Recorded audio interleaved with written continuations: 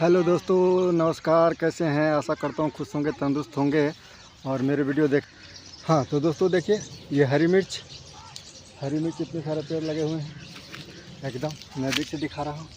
देखिए कितना बढ़िया लगे हुए हैं हरी मिर्च। अभी बहुत महंगा चल रहा है तो मैंने आपको दिखाया और भी आगे दिखा रहा हूँ। देखिए तो ये सब नज़ारे हैं। और ओ पाँव में कुछ चुभ गया मेरे तो। ये देखिए, ये गोल सा है कांटे और ये चुभ गया। तो हाँ, मैं अभी कहने वाला हूँ कि अभी सीमा हैदर नवरात्रि में जैसे आ गया तो उसके पास तो मोमन मलिक जो हैं, इतने सारे बातें उनको कहते हैं कि उनको हवा उड़ा हुआ है। तो अपना वीडियो चलाने के लिए जैसे कि लाखों में लायक आए, इसलिए भगवान को मूर्ति ले लेती है हाथ में और उसे नमोस्तुते को कहती है, पता नहीं क्या क्या बोलती रहती है, वीडियो में है उसका। तो इस ढंग से और योगी जी को फ़ोटो दिखाती रहती है, कृष्ण भगवान को फ़ोटो दिखाती रहती है, हाथों पे टैटू बनवा ली वो दिखा रही है। तो वो तो गुलाम हैदर को दिखाने के लिए हो सकता है और बाद बाकी ऐसे हम लोग को बुर्बक बनाने के लिए दिखाती है सब। तो आगे ये है कि देखिए, अब यहाँ का नज़ारा मैं दिखा रहा हूँ तो आप देखते रहिए एकदम दूर दूर तक एकदम कोई नज़र नहीं आते हैं, सिर्फ हरे हरे ये दिख रहे हैं।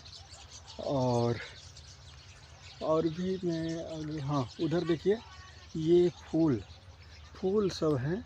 यहाँ पे मैं एक दो वीडियो बनाऊंगा शॉर्ट। देखिए कितना अच्छा लग रहा है नज़ारा, यहाँ का व्यू कितना अच्छा दिख रहा है। तो आप लोग वीडियो में बने रहें और वीडियो पूरा देखिए। तो मैं आगे यहाँ का व्यू दिखा रहा हूँ, आप लोग जो है वीडियो में बने रहिए, आगे दिखाता हूँ। 161 के बयान हमारे लिए जाएं।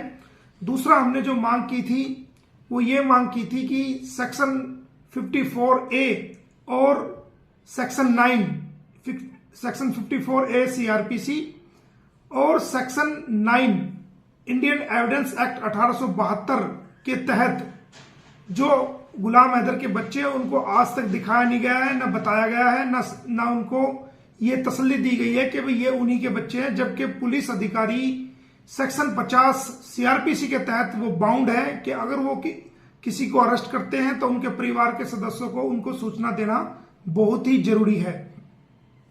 लेकिन किसी प्रकार की कोई सूचना गुलाम हैदर को आधिकारिक तौर पर ना दी गई है, ना कोई लेटर दिया गया है ऐसा, और ना ही उसको फोन कॉल्स द्वारा या पर्सनल कोई इंफॉर्मेशन इन बच्चों की रिकवरी से संबंधित, जो बल्लभगढ़ से सीमा को अरेस्ट करके इन बच्चों को रिकवरी किया गया था, कोई भी इंफॉर्मेशन ऐसी नहीं दी गई है। तो हमने शिनाख्त परेड के लिए लिखा था कि हमारी शिनाख्त परेड कराई जाए ताकि हमें पता चले कि ये गुलाम हैदर के ही बच्चे हैं या उसके असल बच्चों को कहीं रास्ते में कोई नुकसान पहुंचाकर कहीं मार तो नहीं गया या कोई ऐसा नुकसान तो नहीं पहुंचा दिया या बच्चे बदल तो नहीं गए। तो गुलाम हैदर अपने बच्चों को देखकर पहचान सके, क्योंकि उसके सामने आज तक ये बच्चे नहीं आए हैं कि वो उन बच्चों को देख सके। तीसरी हमने मांग करी थी कि भाई सीमा हैदर की सच्चाई को जानने के लिए कि क्यों इसने ऐसा उसके मकान को बेच करके, ऐसी क्या इमरजेंसी थी कि 12 लाख में इसने मकान बेचा और वहां से ये आई, तो उसकी सच्चाई क्या है। उसके लिए इसका लाइव डायरेक्टर टेस्ट होना चाहिए था, इसकी नार्को टेस्ट होना चाहिए था और इसका ब्रेन मैपिंग टेस्ट होना चाहिए था। तो ये जरूरी था, चूंकि एक चैनल पे मैंने देखा कि एक एंकर पूछ रहा है किसी लड़की से कि भाई ये टेस्ट जो कहा गया है ये इसके बारे में आप क्या कहेंगी। तो वो लड़की कहती है जी हमारी एजेंसी ये है, हमारी एजेंसी वो है। हमारी एजेंसी जो है वो तो सबके सामने है, उस पर किसी प्रकार की एक आध अधिकारी गलत हो सकता है, सारे नहीं हो सकते। लेकिन हम इसमें डायरेक्ट पार्टी हैं। सीमा हैदर गुलाम हैदर की वाइफ है, बच्चे उनके हैं। तो ये कानून हमें राइट देता है कि हम कानून के अकॉर्डिंग और कानून को एग्जीक्यूट करने के लिए, इंप्लीमेंट करने के लिए हम अपनी मांग को रख सकते हैं। तो ऐसा हमारा कानून में दिया गया अधिकार है जो हमने उपयुक्त किया है। उसके अलावा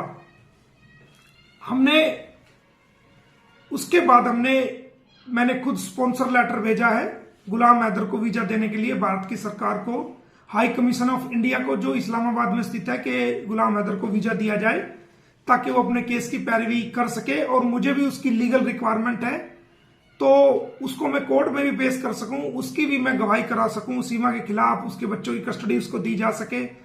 इसके लिए मैंने वीजा की रिकमेंडेशन की थी। साथ साथ मैंने श्री अंसार बर्नी जी, जो कि अंसार बर्नी ट्रस्ट के इंटरनेशनल चेयरमैन हैं, और उनके वकील जो उनके डिपार्टमेंट के अंदर वकील हैं जो इस केस से जुड़े हुए हैं, उनको आने के लिए मैंने आमंत्रित किया था कि वो आए। इस केस में उनका वकालतनामा भी मेरे साथ लगा हुआ है, वो आकर के मुझे असिस्ट कर सकते हैं और उस केस में वो अपने नेशनल की पैरवी को देख सकते हैं कि भारत के वकील द्वारा या भारत की सरकार के अकॉर्डिंग जितने भी कार्य हैं वो किस प्रकार से हम लीगल रूप से टेकन अप कर रहे हैं, और भारतीय अदालतों में भी हम पुरजोर कोशिश करके गुलाम हैदर को उसका हक दिलवा सकते हैं। तो ये सारी बातें हमने भेजी हैं। उसके अलावा मैं आपको बता देना चाहता हूं एक और अहम बात कि भाई हम गुलाम हैदर की सिक्योरिटी को लेकर के बहुत इसमें सतर्क हैं, और अब से पहले भी जितने भी मेरे पाकिस्तान के जो मेरे क्लाइंट्स हैं वो आए हैं तो मैंने हमेशा उनको प्रॉपर सिक्योरिटी प्रोवाइड कराई है। हमारी भारत की सरकार ने, हमारी हरियाणा की सरकार ने उनको प्रॉपर सिक्योरिटी अपॉइंट की थी और उनको प्रोवाइड कराई है। उनके रहने के लिए सरकारी गेस्ट हाउस में अच्छा इंतजाम किया है, और ये सारा सरकार के स्तर पर पहले होता आया है। तो अब रहा सवाल गुलाम हैदर का, तो गुलाम हैदर को किसी प्रकार का कोई खतरा भारत में नहीं है। ये मोमिन मलिक ने उनको स्पॉन्सर किया है, ये मैं इस बात की आपको जिम्मेदारी लेता हूं। और सरकारी सिक्योरिटी के अलावा मेरी प्राइवेट सिक्योरिटी जो है, मेरी प्राइवेट सिक्योरिटी जो नौजवान लड़के हैं, वो प्राइवेट सिक्योरिटी भी गुलाम हैदर के साथ रहेगी, अंसार बर्नी जी के साथ रहेगी, जो वकील वहां से आएंगे उनके साथ रहेगी। और भारत की सरकार और हरियाणा सरकार इस मामले में पूरी तरह सक्षम है कि वो किसी भी नागरिक को सुरक्षा देने के लिए हर प्रकार से सक्षम है। उनको जरूरत के मुताबिक जिस लेवल की सिक्योरिटी की जरूरत होगी वो भारत सरकार उनको देगी, और मैं इस बारे में भारत सरकार को जल्द ही इंफॉर्मेशन सिक्योरिटी के बारे में भी दे दूंगा। तो गुलाम हैदर को फुल सिक्योरिटी मिलेगी, हर तरह की सिक्योरिटी मिलेगी, और जहां जहां का वीजा उनका सैंक्शन होगा वो सिक्योरिटी के साथ ही जाएंगे, और सिक्योरिटी के साथ ही वो कोर्ट में पेश होंगे। उनको सफल रूप से हम भारत में बुलाएंगे, और लीगल कानूनी कार्रवाई करने के बाद उनको सफल रूप से और उनको हर तरीके से सिक्योरिटी के साथ उनकी रक्षा करते हुए उनको वापस उनके मुल्क में, पाकिस्तान में भिजवाएंगे। ये हमारी जिम्मेदारी है, और ये हमारे भारत सरकार की जिम्मेदारी है, जो कि भारत सरकार अपनी जिम्मेदारी को पूर्ण रूप से निभाएगी। अब सवाल सिक्योरिटी का किसी भी लेवल पे नहीं उठता, और भारत की जो सरकार है वो हमेशा सिक्योरिटी के मामलों में संवेदनशील है, और हर उस व्यक्ति के साथ है जिसके साथ जुल्म हुआ है और जिसको न्याय की जरूरत है। हमारी भारत सरकार की हमेशा कोशिश रही है कि वो न्याय से वंचित लोगों को, चाहे वो भारत का निवासी है चाहे भारत से बाहर का निवासी है, उनको न्याय प्रोवाइड कराए, उनको जस्टिस प्रोवाइड कराए। हमारी भारत की अदालतें भी इस बात के लिए सुनिश्चित करती हैं कि न केवल भारत के लोगों को बल्कि विदेशी लोगों को भी जिनके साथ इनजस्टिस हुआ है उनको पूर्ण रूप से जस्टिस प्रोवाइड कराया जाए और लीगल प्रोसीडिंग के जरिए उनको उनका हक मिले। इस प्रकार गुलाम हैदर को पूरी सिक्योरिटी दी जाएगी, और अंसार बर्नी साहब को पूरी सिक्योरिटी दी जाएगी, उनकी लीगल टीम को सिक्योरिटी दी जाएगी, और मेरे खुद प्राइवेट गार्ड्स भी साथ रहेंगे। और कोई किसी प्रकार की थ्रेट्स अगर आती हैं गुलाम हैदर को, या धमकी आती हैं, या कोई धमकी देने की कोशिश करता है, तो तुरंत प्रभाव से उसके खिलाफ कानूनी कार्रवाई करके उसको जेल भिजवाएंगे, और हर तरीके से गुलाम हैदर की जो लीगल प्रोसीडिंग भारत में चल रही है उसमें वो जल्दी शामिल होगा। और कानून के तहत ही उसे हर प्रकार का न्याय हमारी भारत की सरकार, हमारे भारत के न्यायालय और हमारे भारत के तमाम सरकारी अधिकारी उसको देंगे। एक अधिकारी जो हैं उनकी भी जल्दी कानूनी तरीके से उनके खिलाफ डिसिप्लिनरी एक्शन के लिए भी लिखा जाएगा, और जो ढिलाई बरत रहे हैं या फिर जो जानबूझ के इस मामले को लंबित करना चाह रहे हैं उनके खिलाफ भी डिपार्टमेंटल तौर पर और लीगल तौर पर कार्रवाई अमल में लाई जाएगी। लेकिन सिक्योरिटी के हिसाब से वो हर प्रकार से यहां पर सेफ है और वो भारत में आएंगे।